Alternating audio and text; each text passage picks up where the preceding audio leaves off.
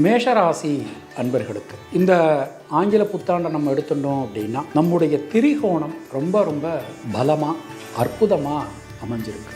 இந்த வருஷத்தில் மேக்சிமம் பார்த்தோம்னா குரு பகவான் உங்களுடைய திரிகோண ஸ்தானங்களை பார்க்குற ஒரு பெரிய மாற்றங்கள் உங்கள் ராசிக்கு இந்த வருஷம் வரப்போகுது.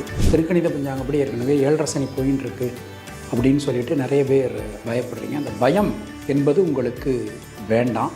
முயற்சிகள் எல்லாமே சாதகமாகும். அஸ்வினி நட்சத்திரத்தில் பிறந்தவர்களுக்கு சுணங்கி கிடந்த காரியங்கள், முடங்கி கிடந்த காரியங்கள் மீண்டும் வேகம் பெறும். பரணி நட்சத்திரத்தில் பிறந்தவர்களுக்கு குடும்பத்தில் சந்தோஷம் ஏற்படும். பொருளாதாரத்தில் நல்ல ஒரு ஏற்றம், ஒரு முன்னேற்றம் காணப்படும்.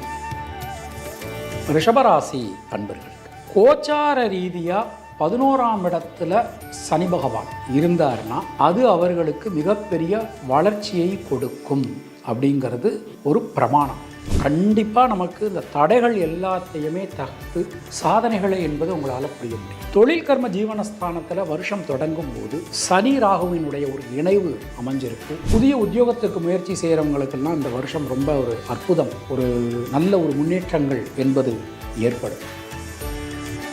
மிதுன ராசி முதல் விஷயம், நீங்கள் மிதுன ராசியாக இருந்தாலும் சரி அல்லது மிதுன லக்னமாக இருந்தாலும் சரி, பெரிய மாற்றங்கள் உங்களுக்கு காத்துட்டு இருக்கு. எல்லா வகையிலுமே பெரிய முன்னேற்றங்கள் உங்களுக்கு வந்து சேரும். இந்த வருஷம் பிறக்கும்போது 4 கிரகங்கள் அரசாங்க அனுகூலம் இந்த வருஷத்தில் உங்களுக்கு கிடைக்கும். ஒரு நம்ம திரிகோணத்தில் பார்க்குறோம். திரிகோணத்தில் பார்க்கும்போது குரு சனி ராகுவினுடைய ஒரு இணைவு நமக்கு இந்த திரிகோணத்தில் அமையுது. இப்போ அந்த மாதிரி அமையும் போது மிகப்பெரிய சாதனைகள் உங்களால் செய்ய முடியும். மனசில் இருக்கக்கூடிய சஞ்சல நிலை பெண்களுக்கு விலகும். மாணக்கர்களுக்கு கல்வியில் நீங்கள் அடுத்த கட்டத்திற்கு போவதற்கான ஒரு நல்ல சூழல் கணிந்திருக்கிறது.